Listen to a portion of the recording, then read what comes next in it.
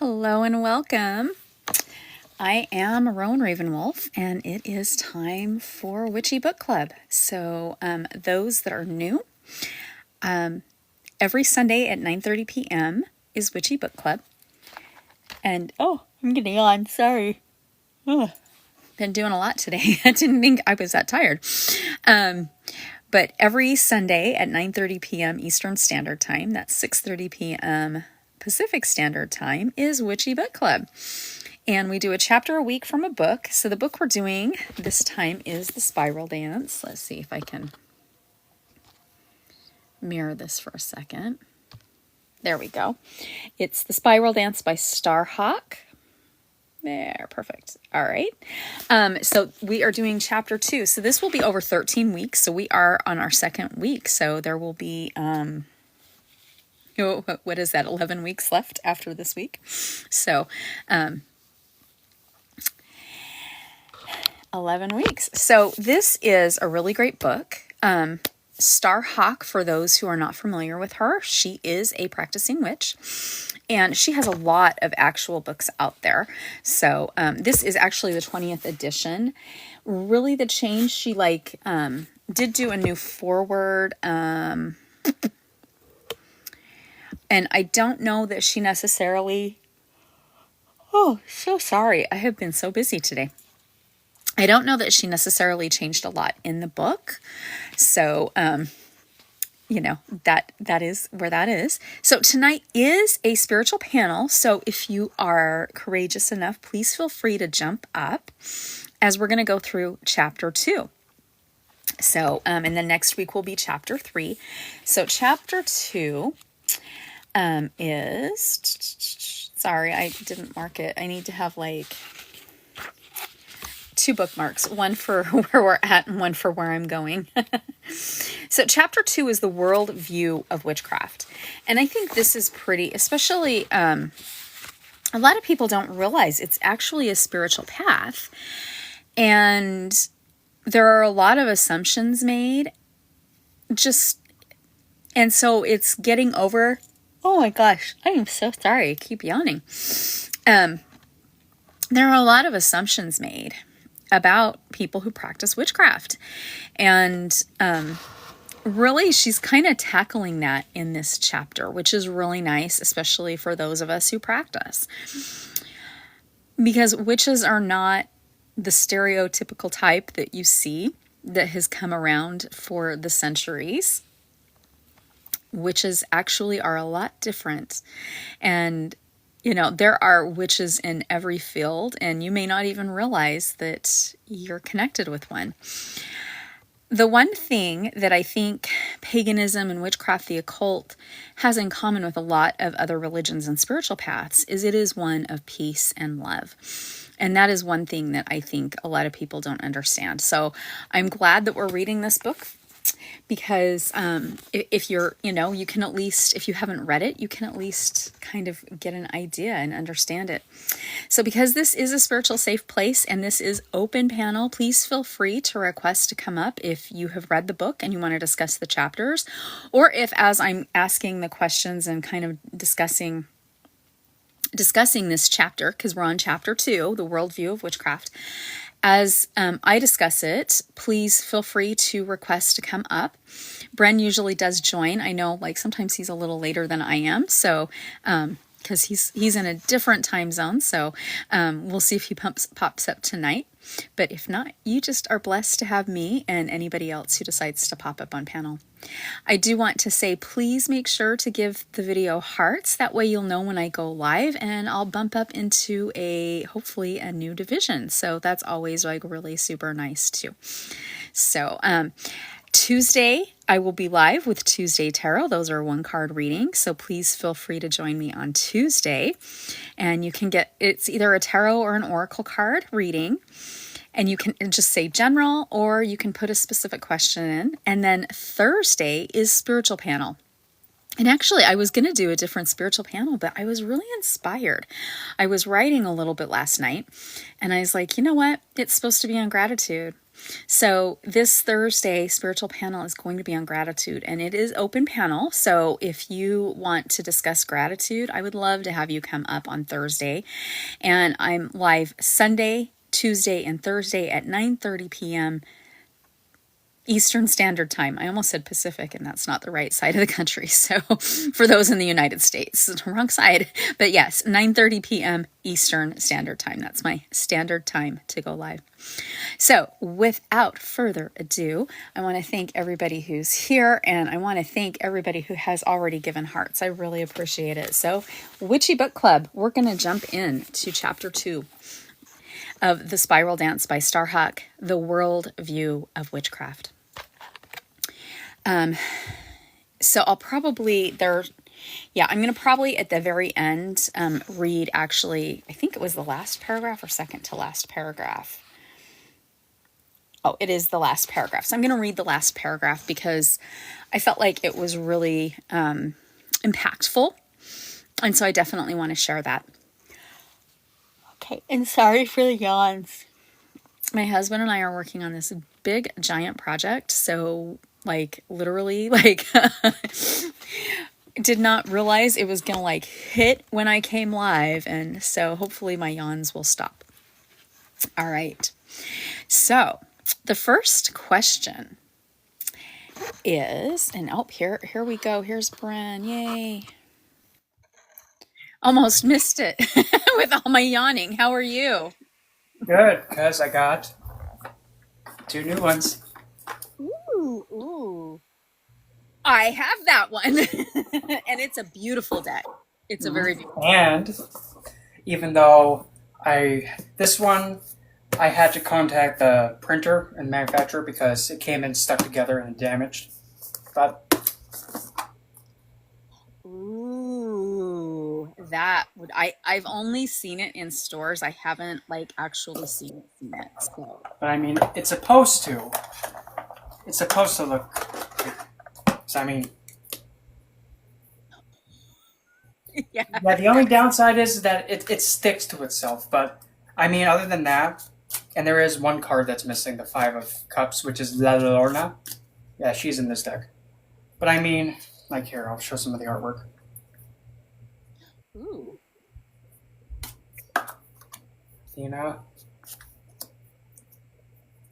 That was from Buddhism. There's Newt, Ishtar, Black Madonna,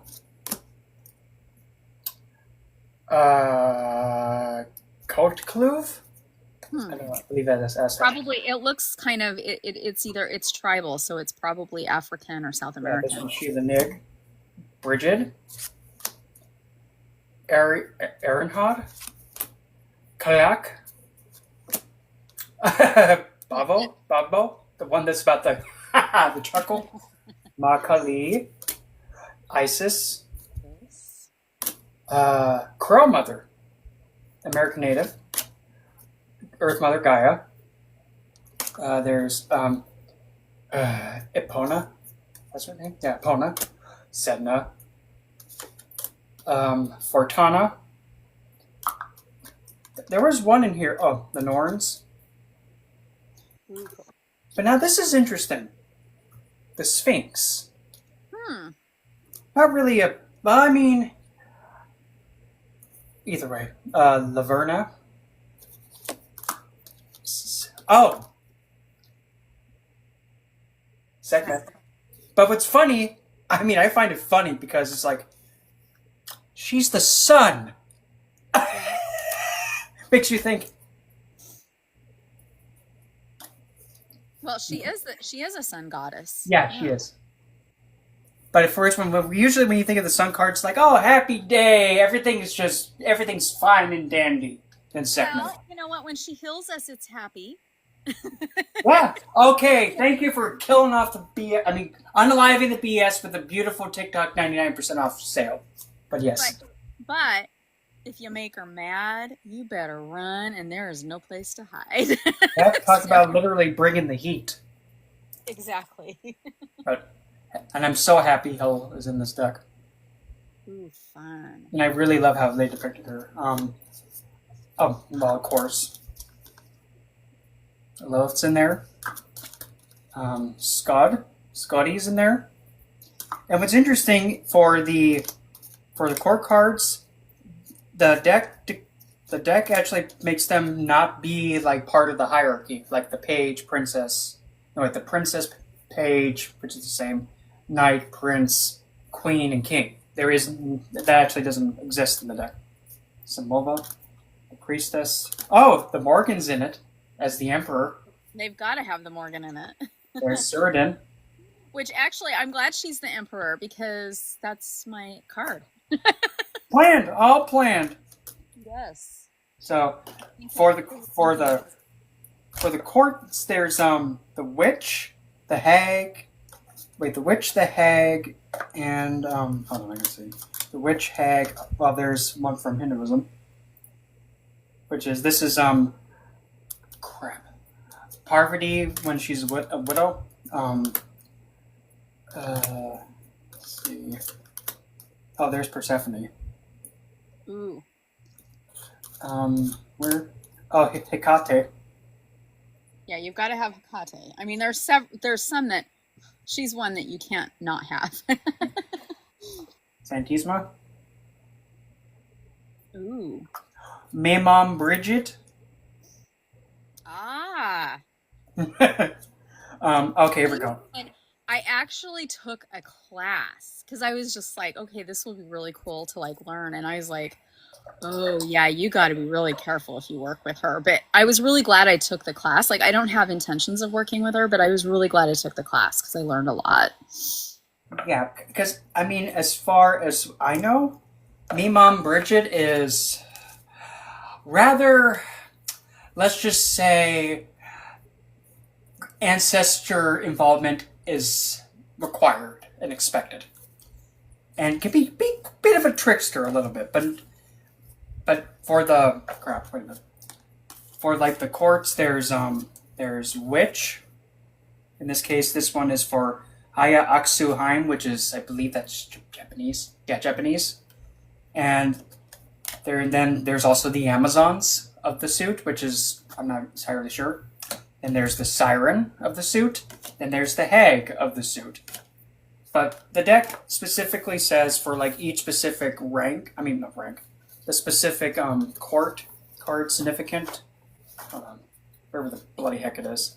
It says that each one is like the goddess invoking that energy and expressing it in a certain way. I know it's like say the okay, bro. Let's see. The power of the dark goddess. For independence, it's for the Amazon. The I'ma do what I want. The power, the siren is her. The witch is the practitioner of the suit, and then the hag is the one of the ending of the suit, like the elder of the suit. Yeah. So it's very interesting on how they depicted it. I also found this one interesting. The Arenries, the Furies, even though that's just one. It is a beautiful deck, God. I love this deck. Very, very cool. Very cool. Yay. Maybe you'll have them like all charged and ready to go for Tuesday Tarot. Yeah, for tomorrow, yes. Well, we have a day, but one day.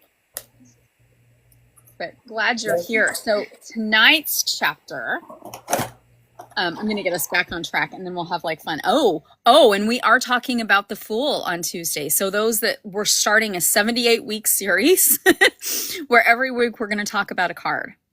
So, so join us on Tuesday for Tuesday Tarot. So we're going to talk a little bit about the Fool and then we'll pull cards for people.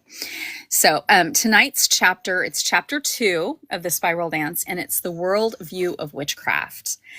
So, all right, I've got 10 questions for tonight. All right, what is the relationship between the goddess and the creation in witchcraft?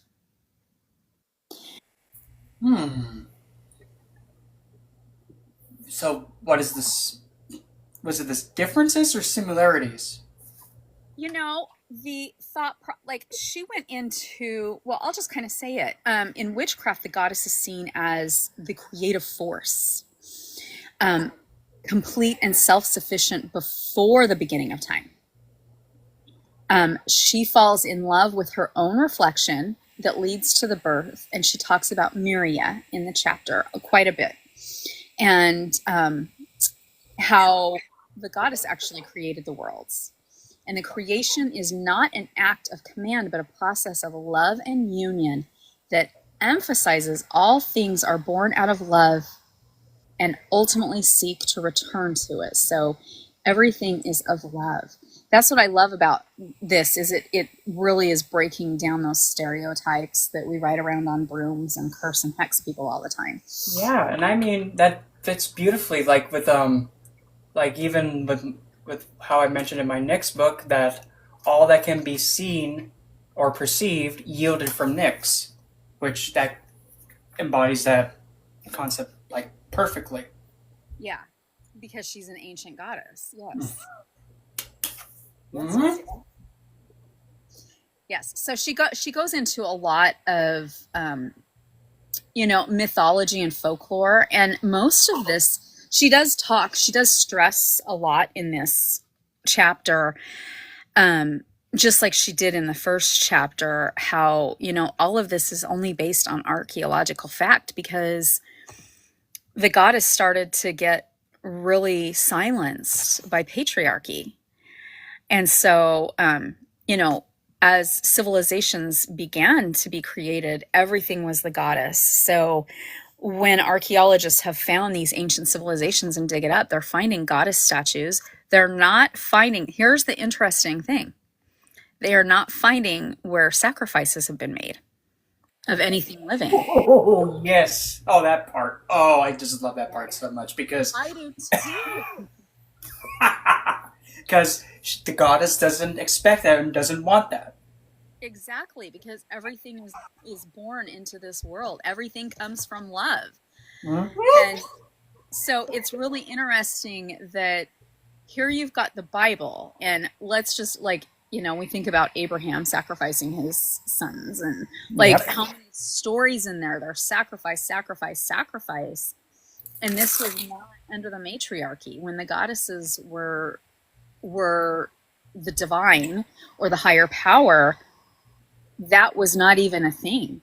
Mm-hmm. So when did this switch? We really don't, because I've looked and I see massive, the switching, the time periods are so, I haven't found anybody to be able to pinpoint when it actually happened. And what's also fascinating too is that in the Vedic text, the I can't remember her exact name, but the all present Shakti from Hinduism, where everything yields from, including Lord Brahma, Lord Vishnu, and Lord Shiva. The god, the supreme goddess, takes form as their consorts. So it still shows that concept of everything yielding from one feminine, but then it's branching out. And I'm just like, I see it. It's all coming together.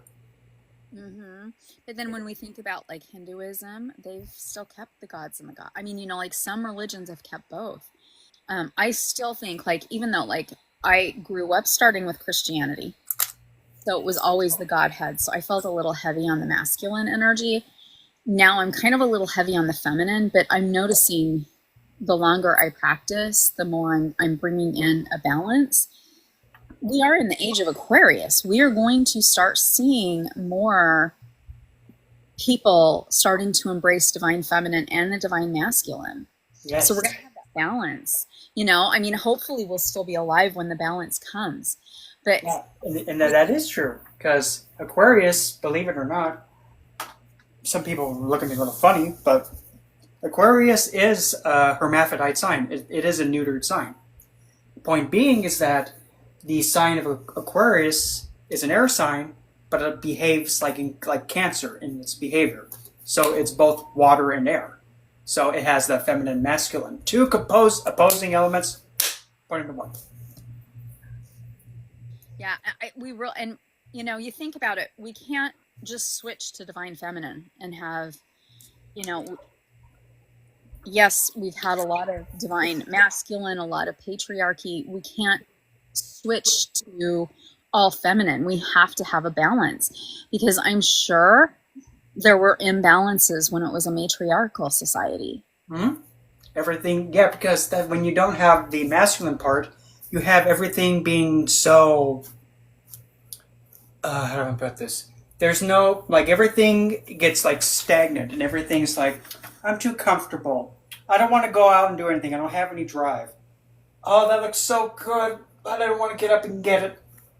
As an example, but then there's also that no willpower to defend what you love. That's masculine. Masculine goes in. Yes, yes. And so we have to have that balance, and that balance has to be there. And I notice when I try to embrace both, I feel more level and balanced than when I'm like all working with the divine feminine. And I think that's really important. It's also, I'm just, okay, this has nothing to do with the book, but it has to kind of do with the topic. So I remember when I was really little, my father actually independently studied theology, so he would read like any book, even if our church said don't read that book. So the church we were part of banned a lot of books, and of course my father would go pick it up and read it. And I always read banned books too, probably from him. But I remember I was pretty little when he said, well, there is a heavenly mother, and they never really referred to her as goddess, but there's this heavenly mother. And he said she's so protected because she's so sacred. Oh, I like that. Wow. And that is true because that would be I mean, technically, it would be Ashura, but it can also even be Sophia or I can't even say her name, but I know who it is. Is that I mean that protected? Like even me trying to say the name, I'm like, Yes. can't even say it. So it wasn't just the Father, the Son, and the Holy Ghost. There was this divine mother that was being protected and hidden. So I was always like, that always intrigued me because I'm like, well, where did you find this? And he's like, I know it. It's not in the Bible, and I grew up Mormon, so it's not in the New Testament, the Old Testament, the Book of Mormon. It's not in any of those. He was like, I just know it. And when my father was extremely I shouldn't say what. Well, actually, he's not active in anything right now. I had a little discussion with him last month, and he's like, well, I still like reading anything on any religion, but I'm really not any religion. So I was like, oh, okay. Oh, like unorganized? Yeah. Except you can kind of like, this has just been something that he's been doing over the last maybe like 4 years where he's been leaving. So, I mean, he had been in that religion for like over 6 decades in the Mormon religion. But it was just something that always stuck with me, that there was like this heavenly mother. And I mean, there were times like as a kid, I'm like, help me out. Because I was the one that questioned everything. And so like, you're sitting there in a stupid class and they're like talking about something and then you question it and they didn't like being questioned. Yeah. So how dare you question me? But I'm asking because I want to understand. I'm not pushing back. But the thing is that I think, okay, number one, I'm questioning things that actually are poking holes in the doctrine. Oh. But not realizing it. Because like my brain wasn't fully developed. So it was me questioning really the doctrine, but not realizing it. And then wondering, why won't these people answer this? Well, because they don't have the answers and I'm poking holes in it. It's like an unintentional bamboozle. Yes. So actually, when I did find witchcraft, it was like, you don't really necessarily poke holes in it because it's what you want to do, but it all comes from love.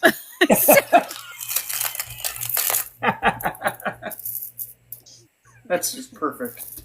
It is, and that's true. So Yeah. Any thoughts on Heavenly Mother? Well, I mean, truthfully, I mean, just like us, there always has to be a mother source somewhere. There has to be. Otherwise, how is anything going to be brought into this existence? Yep. Yeah. Yes. I mean, because everything comes through. Everybody's connected to the divine feminine through their mother. Yep, everyone. Mhm. Everybody has that um, environment of the womb and the quote unquote the egg. Everybody comes from the egg. Yes. Yes. I was out and about today. I was so sad. There were two little teeny eggs, but I was like, oh, should I pick them up and take them home? Because sometimes you find where like the babies have come out of them. It was sad. They'd fallen out of the nest. And so the babies were still in the cracked egg. And I didn't even have the heart. I put them off to the side and I said to the mama, I'm so sorry. Because I know her babies were, yeah, they were little sparrow eggs. They were teeny, teeny. So sorry. I know that's kind of sad. I was a little bummed about that. But Well, but I mean, you moved them over and got them at least, hopefully, out of sight of any other predator. At least. yeah, I mean, I was in a strip mall. So and I have seen crows and ravens, so Oh, I love crows. they're probably gonna have a little party tonight. So when all the people are gone, they probably already did. But I mean, it is the cycle of life. Yep. All right, we'll head back to the book. Those just joining, we're doing the Spiral Dance by Starhawk. So we've got 10 questions. And if you've read this and you want to come up and comment, please feel free. This is a spiritual safe place. All right, so our next question is, how does the perception of reality differ between ordinary conscious and starlight vision? So Now, the now, cause. what are you calling starlight vision? So my perception when I read this, I'll read my notes here. So ordinary consciousness views the world as fixed objects isolated in time. In contrast, starlight vision sees the universe in dynamic interplay of energies and relationships without fixed boundaries. It's a holistic perception that allows one to recognize patterns, connections, foster a deeper understanding of the interconnectedness of all things. So literally, my thought process and perception in reading this is the connection with the divine feminine in the cosmos. This is like way beyond, like it's that reaching enlightenment. Oh, okay, I see. Yeah. So, what is like the main difference? Is that what it was? Or Yeah. How does the perception of reality differ between ordinary consciousness and starlight vision? So, I'm really feeling like, like when we access the Akashic records, how we're literally in a different space and time. yes. We're getting to that higher realm. Mhm. Yeah. Ooh, go, Bren. I mean, because even when you're going to that high of a level, it does need to have that understanding that this physical, this real, like the 3D tangible, only exists also because of the Akashic. But the Akashic also is bringing existence back to the reality too. So they're like feeding off of each other.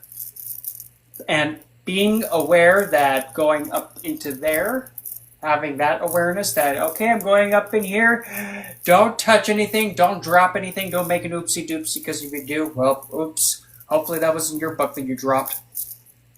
That kind of a thing, because it's so hypersensitive that one little thing that gets changed, altered, or influenced can be something that, yeah, let's not even think about what that can happen.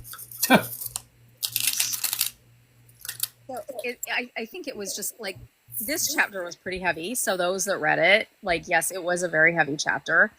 But this is like what I love. I love getting into that deep philosophical thought process and what is actually there. And I also liked that, there is no time. Yes, there is no time.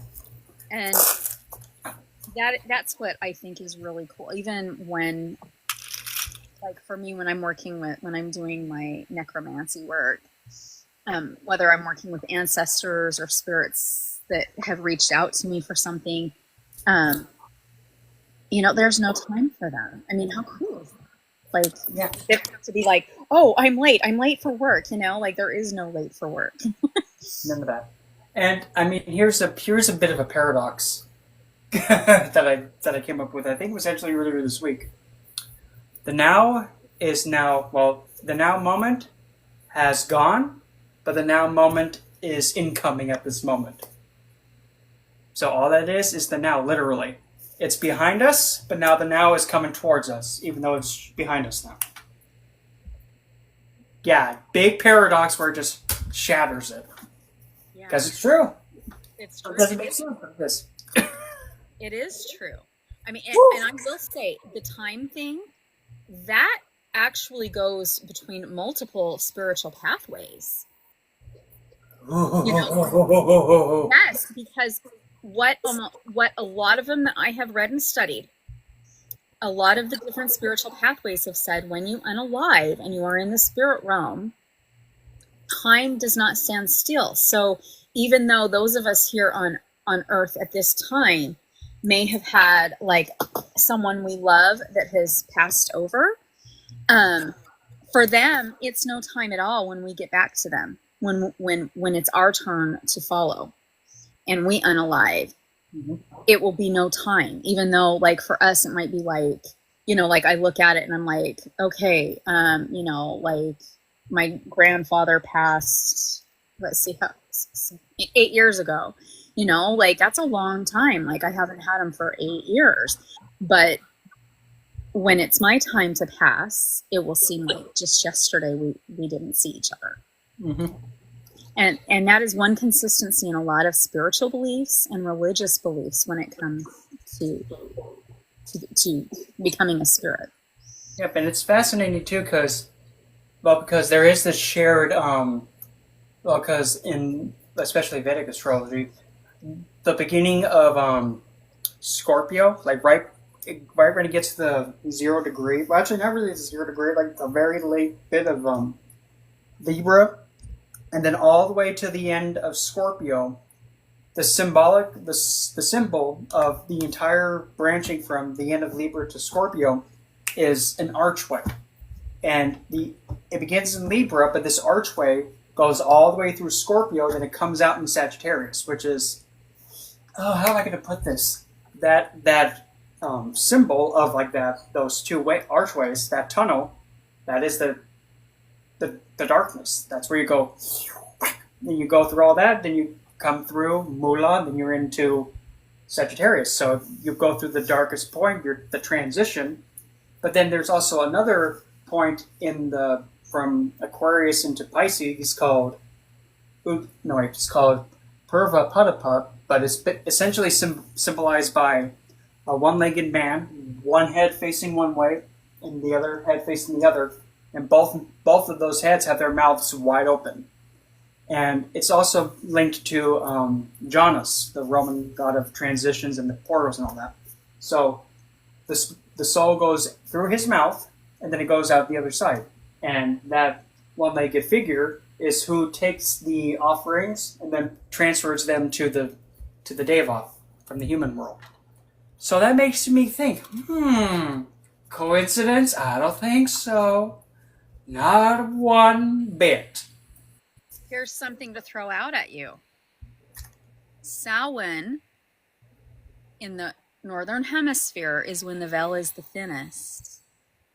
That's during Scorpio. Oh, pump the brakes. Hold on. Okay, now I have to see this. Hold on. Give me my software, please. Ow. Okay, thank you. Yeah. Oh, good. Now I have to see this. Okay, we're going to get this and turn that into that. Come on. The things we think of as we go live. And yes, this is Witchy Book Club, but yes, you're going to get a little bit more because we are philosophizing as we go. And it's interesting because on the 31st of October, that's the part of when the sun would be in the degrees like in the heart of Scorpio. And the heart of Scorpio is the blossoming lotus flower.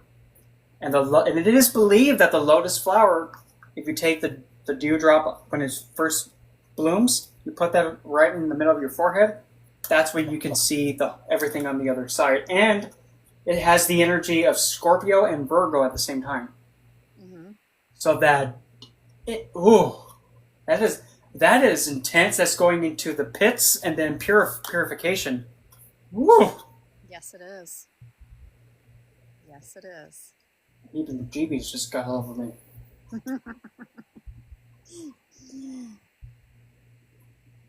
Oh, wait.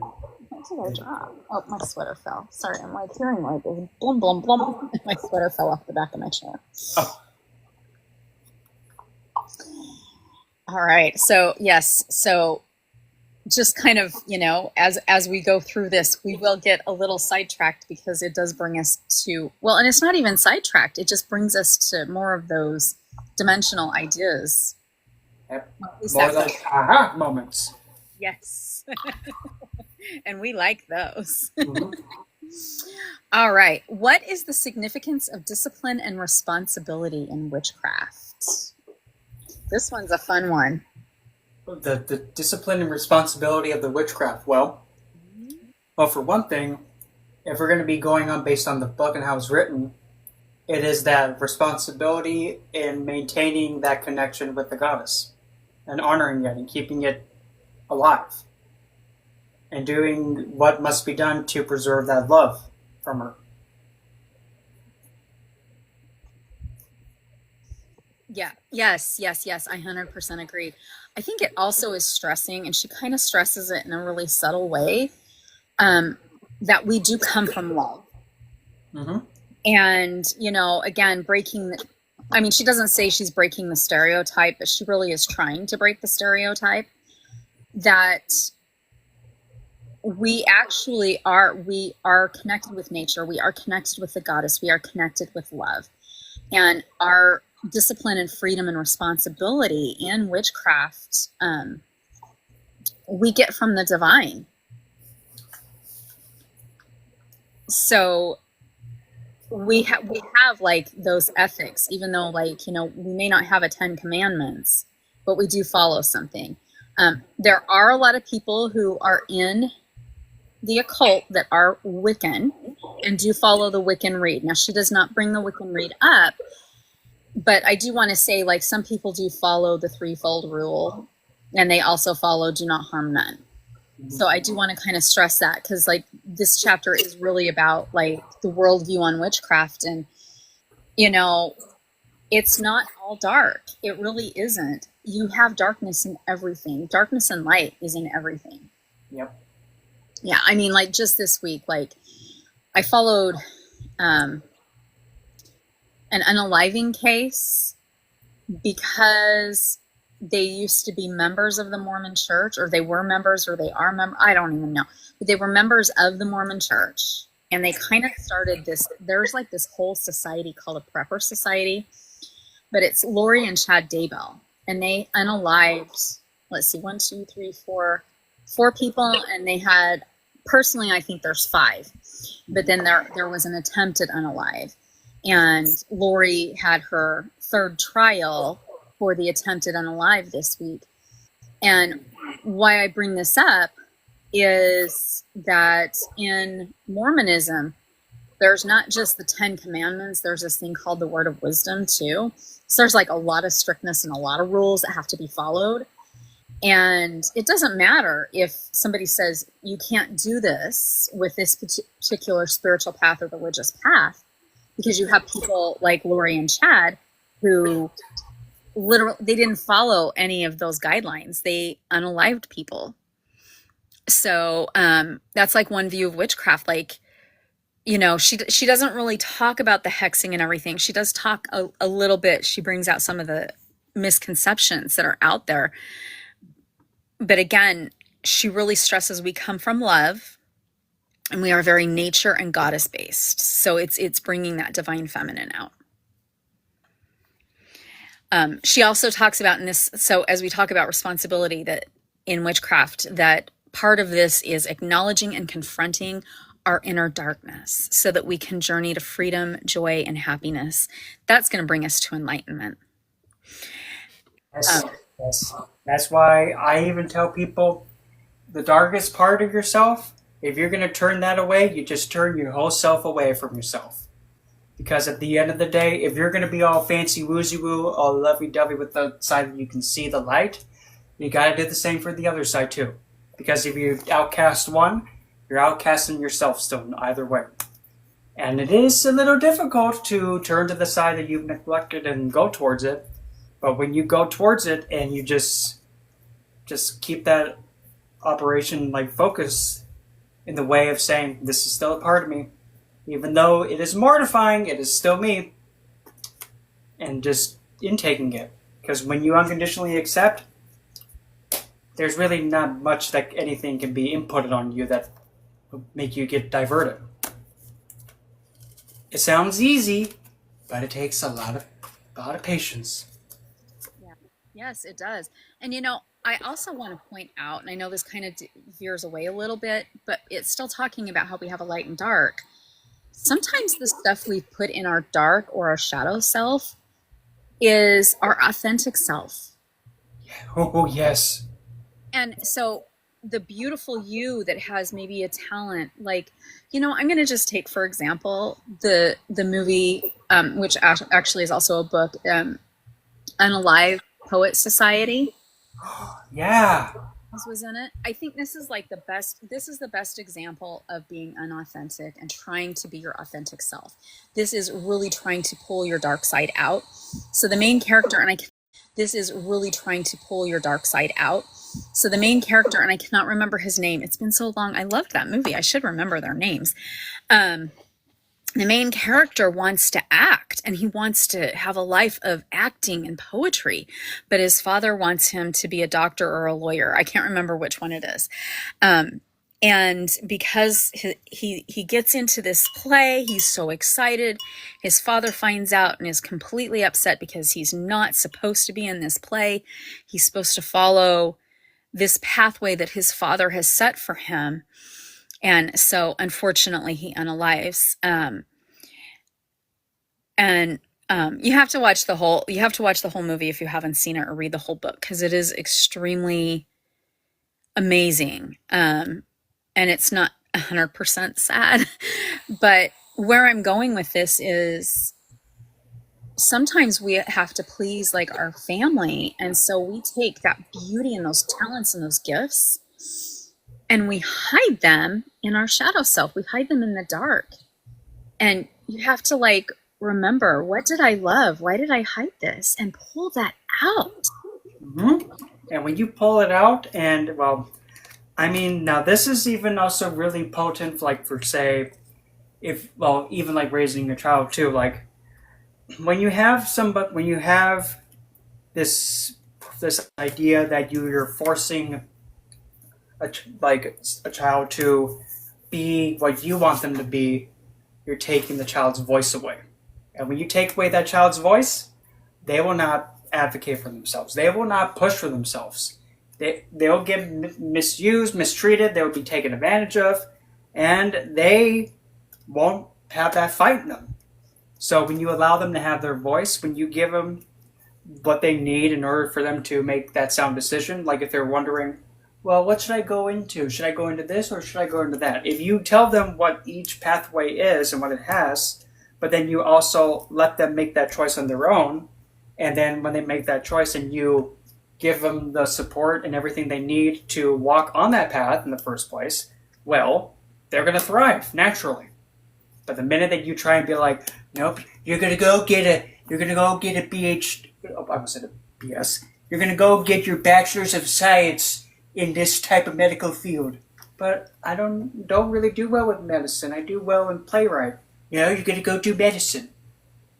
Because now the child is going to feel unfulfilled. They're going to feel like they're going to just be down because they're not being themselves. But the funny part is that despite being forced in that direction, somehow, some way, they will find a way to do the playwright, their own want. They will find a way. And when they get to that point of adulthood, when they're doing that, you cannot be mad because, well, Yes. I actually, because my parents were really strict, I wanted to go to Purdue or NYU to dance. And they were like, no, you can only stay in state. And I was devastated. Now, I did enjoy the college I went to, but I was still devastated. Like there was more for me, if that makes sense. And so as soon as I became a legal adult and no, like I was older, like I haven't really lived close to my parents since, but my oldest came to me and she said, I want to go to school in London. And I'm like, okay, prove to me that it's feasible and we can do this and that you're going to get in. Like, that's literally what I said. I said, prove it to me. And I'm like, if you can prove it to me and that we can do this, then I 100% support you. And I was supporting her with all the schools she wanted to apply to here. And she did. yeah. Well, I mean, there you go. That's an example. And the best part is that you were not denying her. You were like, okay, if that's what you want, well, let's get you it then. Let's see you get to it. And she got to it. And she got to it. And it was a wonderful experience. I mean, she literally went to the same university that Orlando Bloom was actually in a play there and was discovered and put into Lord of the Rings. That is the college she was at. She was doing lighting for theater. Wow, imagine. Yes.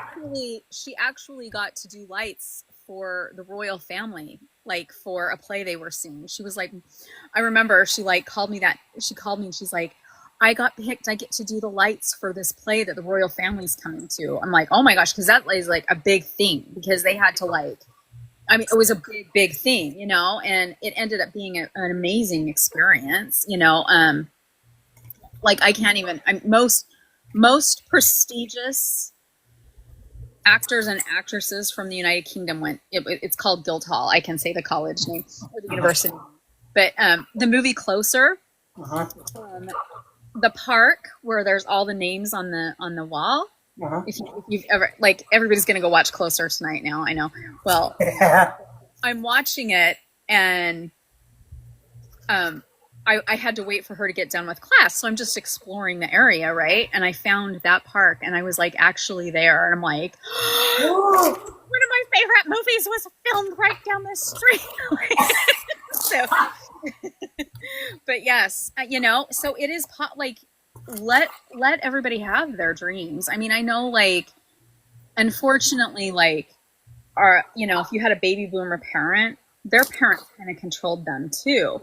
And so like you have like, that's the funny thing is my parents were really strict, but we were latchkey kids. So it made no sense. There was like this really weird balance. Like, yes, you can babysit your kids. You can babysit your siblings when you're 8 years old. But you can't go away to college at NYU because New York's a dangerous state.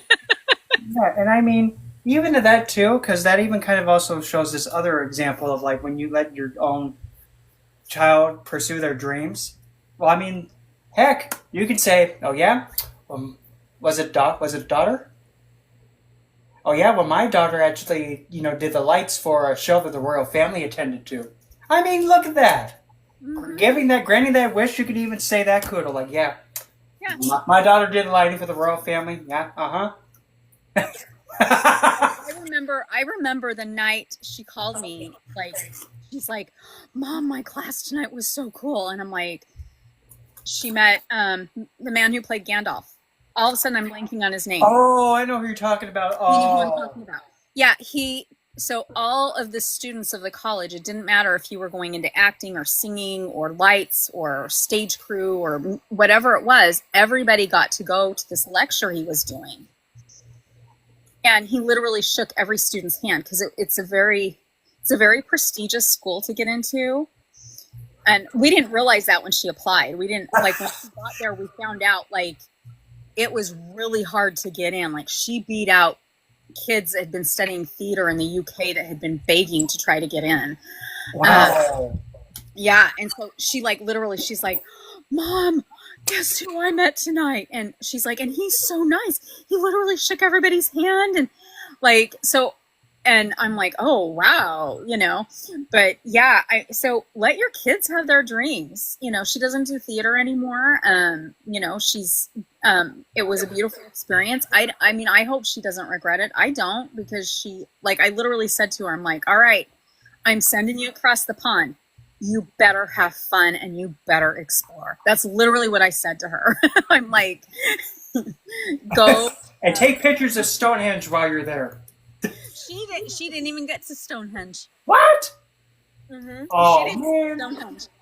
Well, she wanted to, but she ended up having so many really neat experiences in the theaters and the museums and everything that she basically knew she could do walking tours of London for you.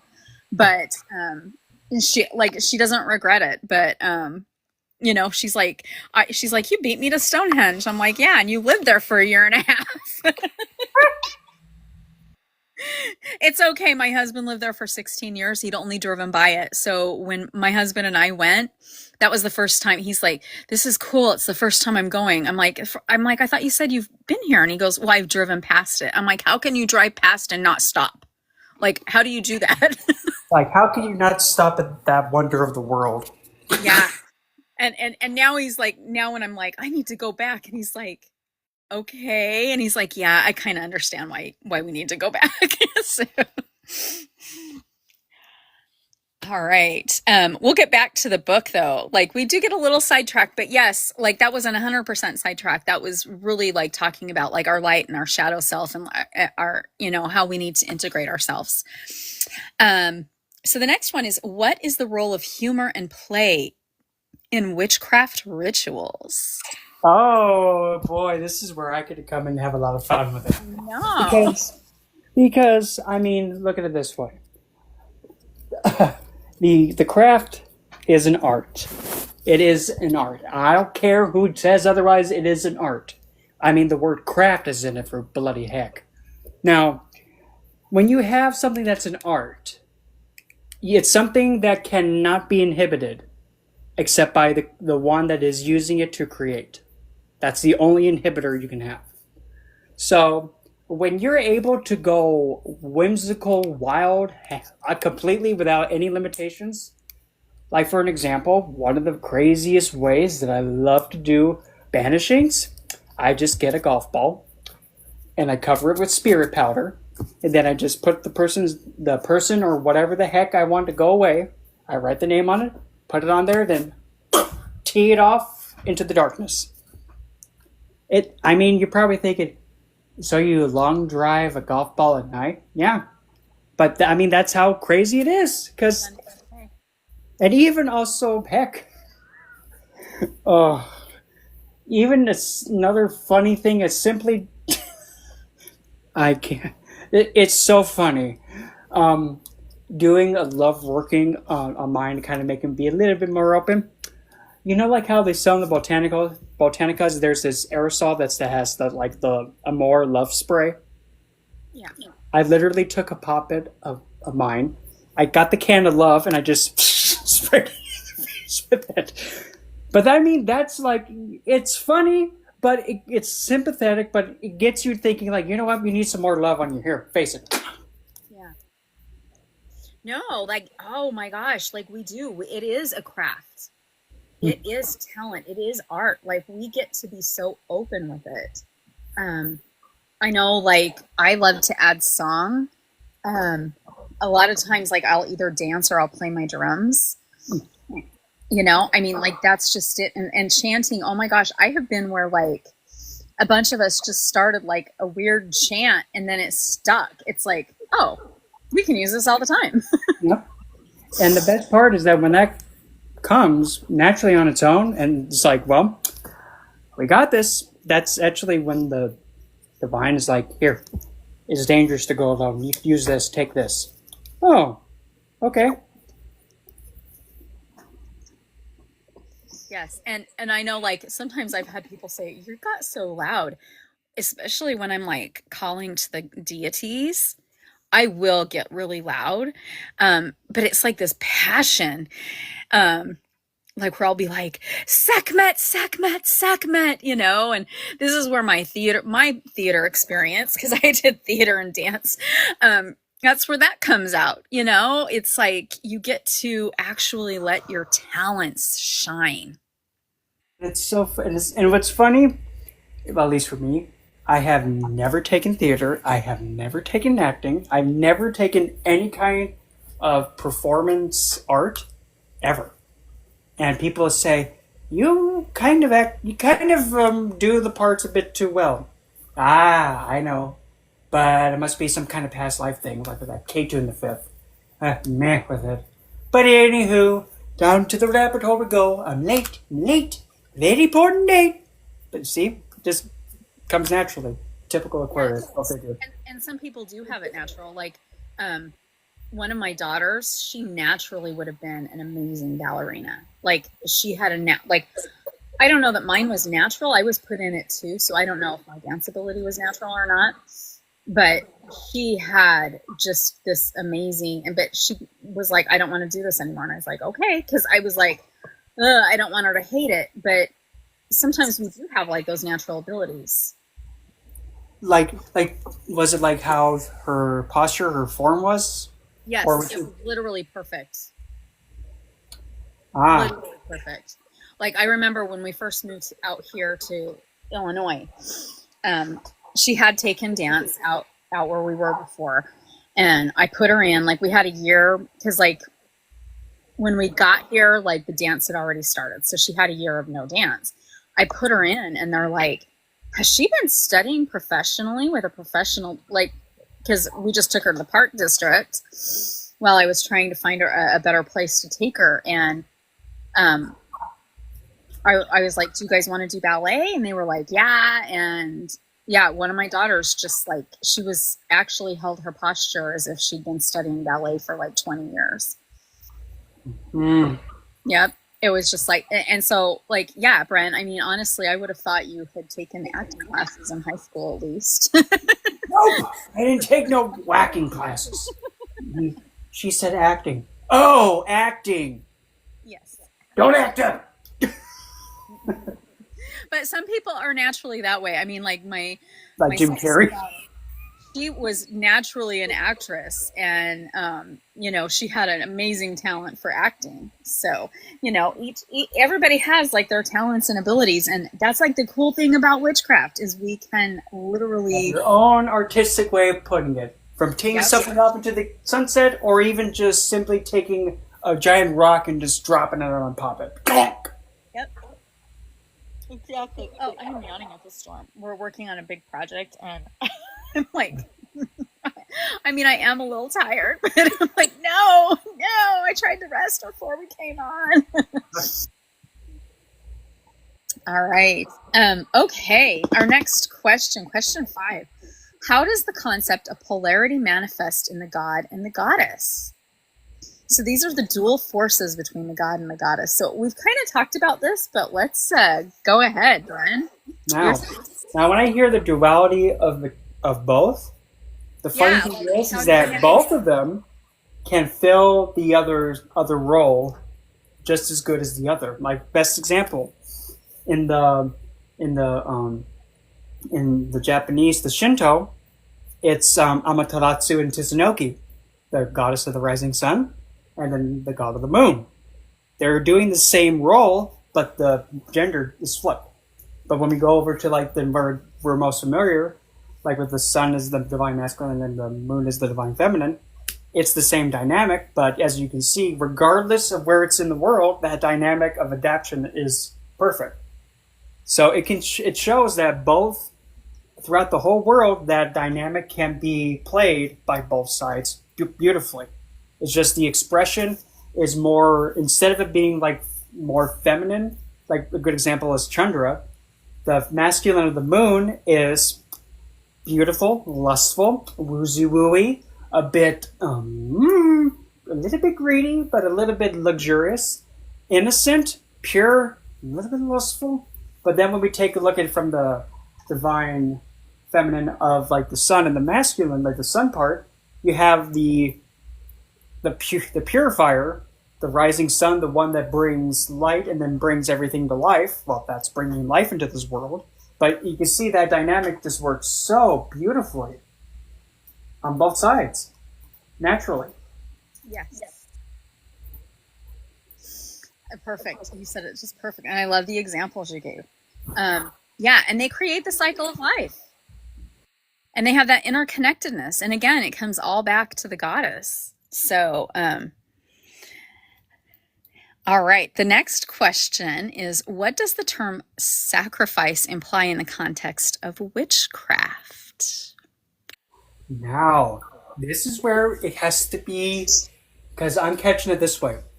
If you're going to sacrifice anything to the goddess, the only thing that you can sacrifice that is going to be seen as something that doesn't end what the goddess has made is giving your time.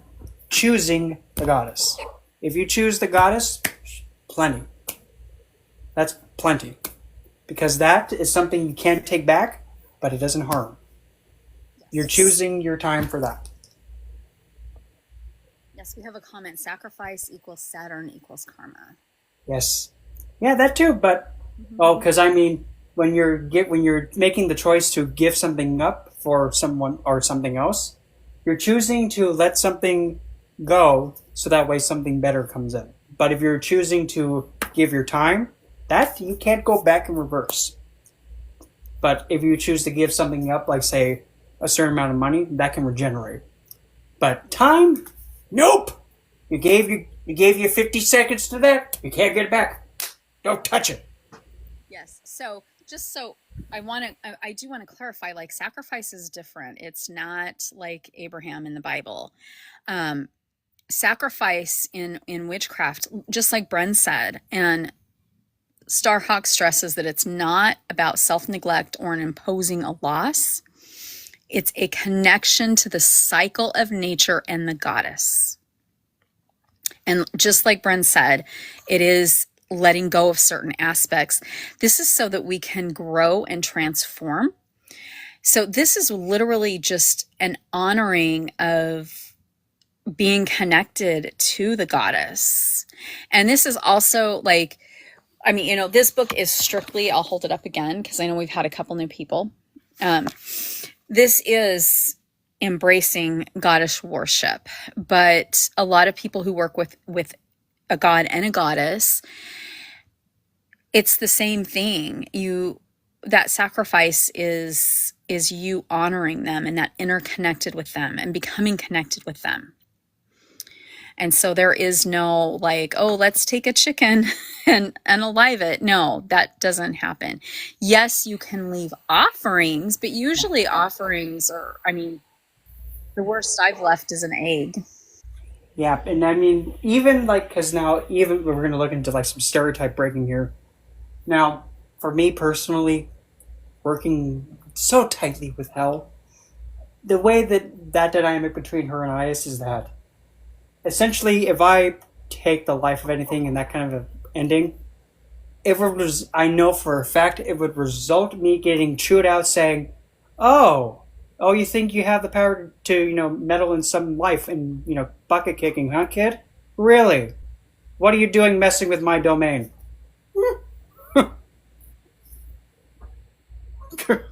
Yeah. Well, I have an altar for the Morgan, Lilith, Sekhmet, and Hecate. They're the four main goddesses that I work with. And I have an offering for them all the time. I have specific crystals they work with. I have crystals carved as the animals that are their sacred animals. I have their statue there. I have actually I have things associated with their pantheon. And those are for them only. Like, my husband was like touching something and I'm like, why are you touching that? I'm like, that's not yours. And he's like, well, I wonder why you like dust these, but you never touch them. Because that's the goddess's crystal. It's not mine. It's like, well, I mean, that does remind me of this one time of the place where I was living at. Because I have this dagger blade thing of mine. And I named it famine. And that's the name of Hell's Blade. So, after consecrating it and giving it that name, it sat close to her. So, where I was staying at, somebody that was a former friend of the person that I was staying at came in, saw it, and was like, "Oh, what's this?" Walked over, touched it, picked it up, looked at it, and said, "Oh man, this is cool." Kind of swung it around a little bit, and I just said, "I'd suggest you put that down, please." "Oh, well, no, I mean, it's just a cool blade, man." So he puts it back. The moment he gets out of the doorway, I kid you not, he trips, face plants right on the tile. And I just couldn't say a word, but just tried so hard not busted up laughing. Well, I something kind of similar. So, there's a witchcraft store here in the Chicagoland area, and I was in the shop one day, and I know both the owners, and I'm just like walking around looking, and a girl comes in. She looks disheveled, as if she's been ran over by a car. I mean, she wasn't, but she just, I mean, looked horrible. I mean, really did. And she went up to the counter and goes, "I need to pay for this." And she walked in from outside with it. And they're like, "Oh, okay." And she paid for it. And she said, "Will what happened to me, will it stop now?" And they're like, "Maybe." And so I like said to the owner, I'm like, I said the male owner's name, and I'm like, "What was that about?" And he's like, "Well, I don't have to worry about you." He goes, "That one stole." And they have Santa Maria. Oh, So if you oops. if you walk past Santa Maria and go out the door and you have taken something without paying, yeah, you come back and pay for it. Do not take from her. Like, Yeah. oh, you're going to walk away like that, huh? Oh, no, no, no. Yep. Yeah. And I was like, "Oh, okay." I mean, I didn't worry about it because I'm not like that kind of person, but I do know that people do that. And so it was very interesting. As a matter of fact, I actually had somebody, because like after that, because I sell crystals and everything, and I was at an event, and my friend that was helping me, we literally, oh my gosh, this older woman was with her grandchildren and had her grandchildren grab the crystals that she wanted, and then she took it from them and snuck it in her purse. So not only is the grandmother stealing, but she's teaching these grandchildren to steal. Now, I didn't see the parent, so the grandmother and grandfather had their grandchildren at this event, and that's what was going on. Well, my girlfriend got really mad, and she confronted the woman, and the woman took something from a lot of people. Like, everybody started to report them to the event coordinators, and the event coordinator said, "We heard she took from you too." And I said, "Yeah." I said, "But I wouldn't want to be her." That's all I said. I didn't, because like I set up that so that if people take something, something happens. The year after she showed up, I said, "You're not allowed in my booth." And she literally had money in her hand, and she threw the cash at me. I mean, I would just be like, oh, thank you for that, but why are you giving me this? Uh Because I huh. stole those crystals. Yep, you're damn right you did. She's That like, doesn't "Your mean you're off the hook. she threw it in my booth. Said your friend was right." And then I had somebody else in the booth, and so they picked up the money and gave it to me, and I was like, "Thank you." But it was funny. And then before, like, she was literally going to other booths that she had taken from and was giving them money. But I know it was because of what she had done from my booth, because I had learned from this local shop. I wasn't using Santa Muerta. I used something different, but that goes back to our last question too. Or like, was that the question? Yeah, the question, not necessarily about sacrifice. I guess it can be, but about the craft, like how creative we can be. And you don't know. Like, it's funny because like I've been on lives, or I'll see like really snotty comments, and I'm like, you don't know, like, a lot of witches will have it so that it bounces back to you. Like, so you can sit and talk trash about somebody. It's Yes. gonna bounce back to you though. Yes. Pretty much like, well, at least what I most have on me is just like, oh, a troll? Oh, here, come on, let's square dance a little bit. What? Yep, come on. No, no, no, no, no, no, no, no. You can't leave. No, no, no, no, no. You've come this far. You have that on. You're gonna dance now. But no, no, I insist. And let him have it with a twist. Yeah. Yeah. I mean, it's a protection spell with a twist. Yep. It's like, go ahead, do Like, it. oh, I'm so happy you showed up. What are you talking about? I'm trying to mess with you. Go, go, come on, you. Come on, you dapper. What the heck is going on here? I need to leave. No, I insist. It's like they want to come in, cause a hissy fit. Okay, come on in. But yeah, instead of famous, you're getting infamy.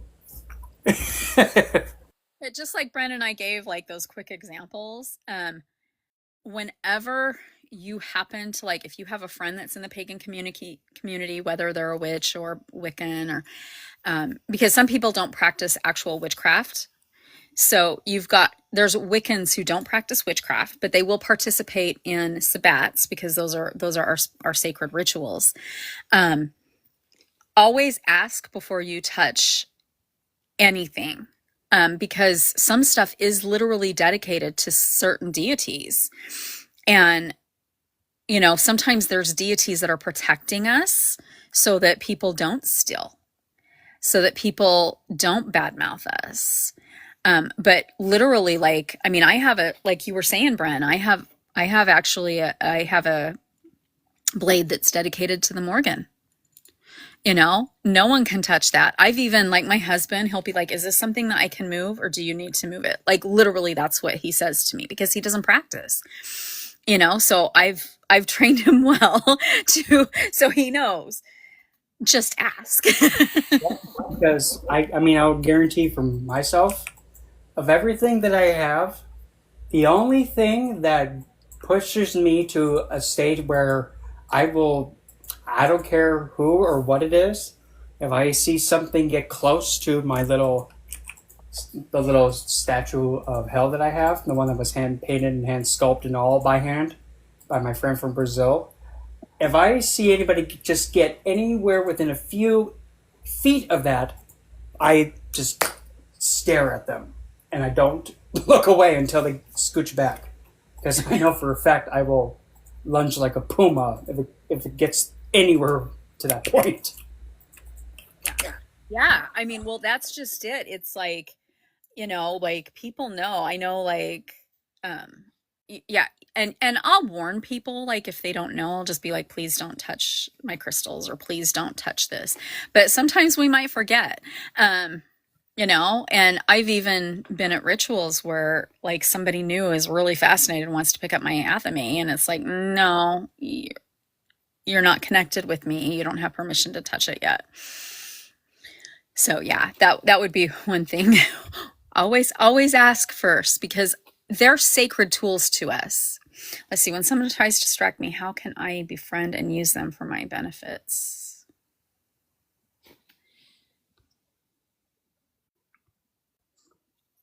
Are they taking from you? I don't know. I don't understand that question very well. Meaning, well, like for an example, the way I'm looking at it, it's like if someone's trying to distract me, how can I befriend and use that for your benefit? Well, like I think probably the way you're is being asked is like how can you use somebody who is misdirecting you, or like how is misdirection like how he can use misdirection to his advantage. At least that's how I'm catching it. Because if you have something trying to take your focus off Kidder, I mean, what you can do in a way, again, this is mainly with the idea of protecting and making sure that your well-being is, of course, safe and secure. If somebody's trying to distract you in the wrong way, letting them have it, let them believe that, okay, perfect, they're buying into the BS that I'm telling them. Perfect. But in no reality, you're like, I already know what you're doing. It's like putting on the facade of like, oh, yes, I totally believe exactly what you're saying. 100%. You know what? That does make sense. And then just go away like it doesn't even happen. Like, yeah, I believe you. Totally. Okay, so see you next week? Totally.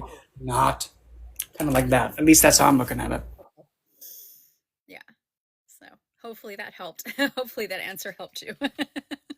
So we do a lot of protection spells. Witches do protection spells. We really do. I mean, I have my vehicles protected, and I will tell you, it works.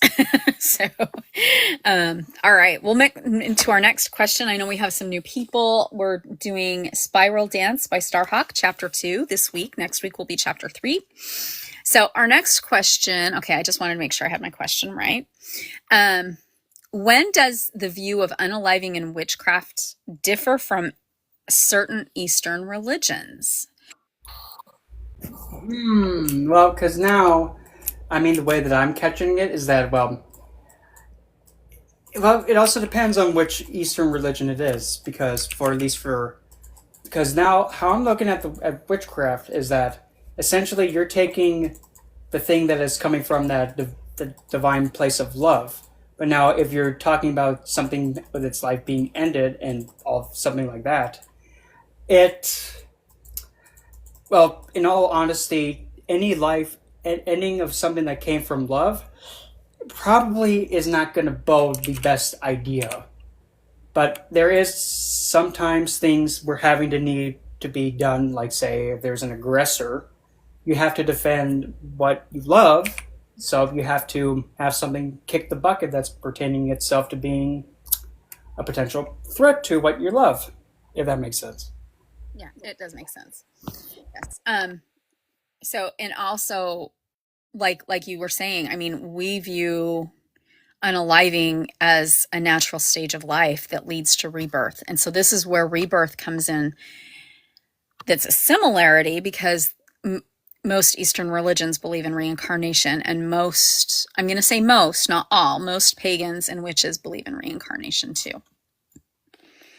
And it's the natural order. And when something's the natural order, meaning that it's something that you can try your absolute best to put it off, try your best to slow it down, but at the end of the day, eventually it'll catch you. Because you cannot avoid the natural order. You cannot. No, as much as you might want to. All right. So Starhawk is also part of the fairy tradition, so she does talk about this. I know there's a lot of different fairy traditions out there. So she talks about what is the relationship between the three aspects of self in the fairy tradition of witchcraft. I got nothing for that one. I know this one's kind of a harder one. So, all right. So the three aspects she talks about are younger self, talking self, and deep self. So they each represent different modes of consciousness. So the younger self embodies our intuition and our holistic awareness. The talking self uses verbal and analytical thought. And the deeper self is the divine essence within. And this transcends both the connecting with the unconscious and the conscious. And literally the deeper self is where we like make that deeper connection with the divine, where we're connecting with the goddesses, the gods, the deities, or your higher power. I like literally only have like, that's my brief summary of it because I don't follow, like I've read on the fairy paths and there's quite a few different ones. I do believe that Storm Fairy probably follows the same pathway. Just from like, and I could be completely wrong. I'm just kind of throwing that out there for anybody who may or may not know. But so we'll move on to the next question. She does talk about that for like maybe a page and a half. All right. How does the cultivation of creativity relate to holistic vision in witchcraft? This is a fun question. How does the cultivation of creativity relate to holistic vision in witchcraft? That can go in so many directions. Yes. That's why it's a fun question. Because it's like the creative vision with holistic, like the using the naturality for witchcraft. Well, it's like because you can even use and engage yourself with I can't even describe it because like I know it, but I can't describe it. I'm looking at it it's like I can't even describe it, but it's something that you're able to just take the the naturality. I don't even think that's a word, but with when you use something that is natural, you're using the goddess at her purest, and then with that using that purity, you're able to make that true creative result. That's the best word I can use. I'm getting tongue twist for some reason. I have no idea. Yes. So, she also talks about how we're linkly. Oh my gosh, I'm getting tongue twisted now. How we're deeply linked to holistic vision. How we can connect with nature, and so most pagans and witches typically, not everybody's going to use crystals and herbs, but a lot of us do. Some may only use herbs, some may use only crystals, some may only connect with nature. But we use this and we engage into connecting with the goddess and with the divine. And we also use, like we were talking earlier about how like it is a craft. A lot of witches like to sing and dance and chant and yeah, music. Like I love drumming at rituals. That's my favorite thing. The hard part is when you want to drum and you want to dance at the same time because it's like I want to do both.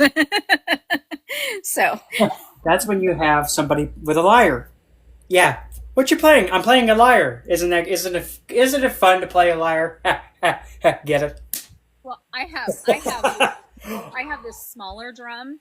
So this one is Oh, actually kind of fun because it is smaller, but like my bigger shamanic drum, it's a lot like I wouldn't want to dance with it. Like this one is just like a small, it was like my first drum that I got. I was like, all right, that'll be a good first drum.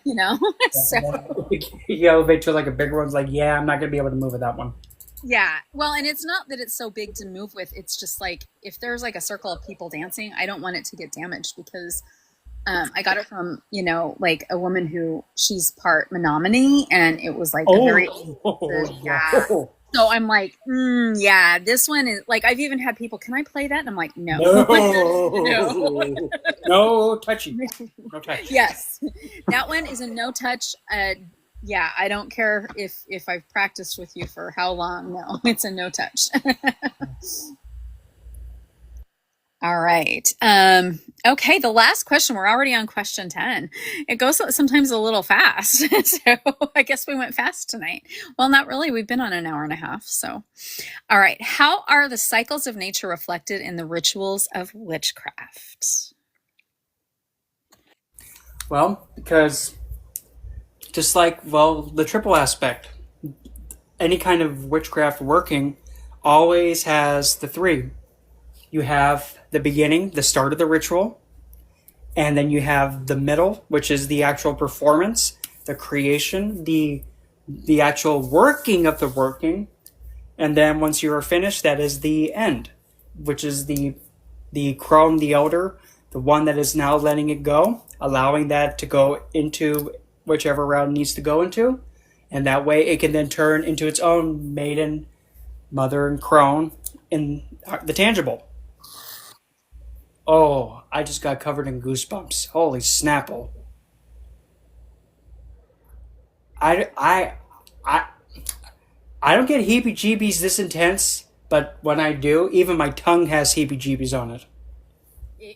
I think because we are reading this, like we can look at it as almost a sacred text, because it is. I'd agree. Yeah, especially like for a beginning witch, this is really going to be like the text to help you get connected to the goddess. But those of us that are connected to the goddess, it's like just enhancing our connection. Yeah. And so you did get this. So we have 8 holidays. They're solar holidays or sabbats. We call them the wheel of the year. And they literally mirror nature. So just like Bren was saying, all of them, it's birth, growth, life, and unaliving, and then rebirth. And we follow that very closely. Just everything is connected. It's connected with how the flowers or trees are growing, how nature is growing, And also it follows the goddess, and it follows the goddess with her relationship with the god, and then when the god unalives to be reborn by the goddess again. So it is a beautiful, like, those cycles are just reflected in our rituals as we practice. So as a matter of fact, next week we will be celebrating summer solstice or Lithia. So very, very exciting. I love, like, one year I will be at Stonehenge for this ritual. For ritual, I will. It would be a very amazing place. One of these days, it will happen. Yeah, I mean, yeah. Stonehenge is literally set up so that the altar, what they call the altar, but it would have been the altar, literally faces the summer sun coming up that morning. So in wintertime, when the sun sets and the moon comes up, then when the moon comes up, that's where it faces. So it's really great that it literally is set to follow the cycles. It follows our sabbats, actually. It follows the sun. All right, that was chapter 2 from the Spiral Dance from Starhawk. Anything else you want to add, Bren? All that I can say is also, like, with Stonehenge, it kind of makes you stop and think. It really makes you have to acknowledge the fact that those people of those times, they knew. They already knew. So, like, having the whole idea of, like, oh, mere coincidence, no. They knew, and then they were able to preserve what they knew by a means that we could never imagine, but in their time, just like us having all this technology to preserve things, they use nature to preserve it. And I'm going to say, don't be scared to do that. Like, I know when I first moved to Illinois, it was really weird. People would say, oh, yeah, go down this street. When you get to this street, turn north instead of right or left. Mm-hmm. And I'm like, Illinois is flat. I came from the Rocky Mountains, so you knew where the Rocky Mountains were, and everything was based off, okay, the sun rises over the Rocky Mountains.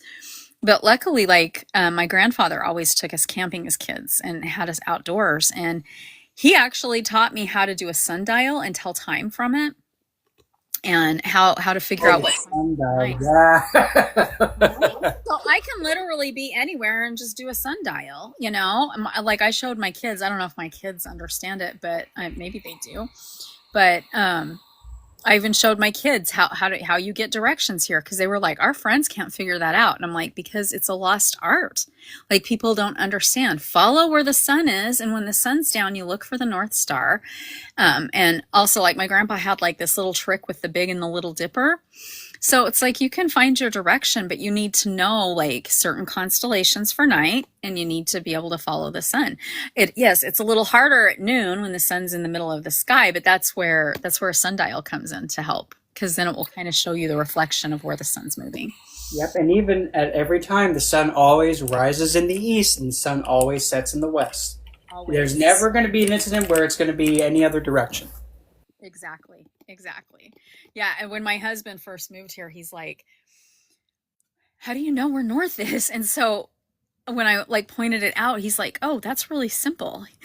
And I'm like, yeah, it's really simple, but some people don't get it. So yeah, when you, like, are away, because again, my husband grew up in mountains too, so it was like, you knew where this mountain peak was, that was north or whatever. But also, the tricky thing here in Illinois is the fact that, like, in the winter, it's like gray and dreary most of the time. So, like, you can usually count how many sunny days, and there's not very many. So when it's gray and dreary, you do kind of have to, like, look, where's my shadow? Like, now I know where it is. I've been here long enough. But yeah, anytime you go anywhere, just look for those landmarks. If you plop yourself in the middle of, like, Nevada, and you're, like, in the middle of Las Vegas, look where if it's 10 a.m., where's the sun? That's east. So, all right. Bren, anything else you want to share before we say goodbye? Nope, other than so long, farewell. Yeah, we get the gist. We know this song too well. I like that version. Now you have to remember it for Tuesday. All right, we are live on Tuesday, Thursday, and Sundays at 9:30 p.m. Eastern Standard Time. And this week we're going to do, oh, Bren, I forgot, we're going to do gratitude on Thursday. Be grateful for everything, even the parts where it's like, ugh. You mean I gotta be grateful for this headache? Yep. This headache is making you become aware of something that needs to be fixed. Exactly. So yes, we're going to talk about gratitude in our spiritual path. So this is going to be fun. So Thursday is a live panel. So if you want to join live panel, please feel free to. You can just jump up. But Tuesday is Tuesday Tarot. We're going to talk about the full card, and then we're going to pull one card readings until it gets quiet. So as always, merry meet. Oh, go ahead, Bren. Nope, I'm good. Okay. All right. Merry meet, merry part, bright blessings, and namaste.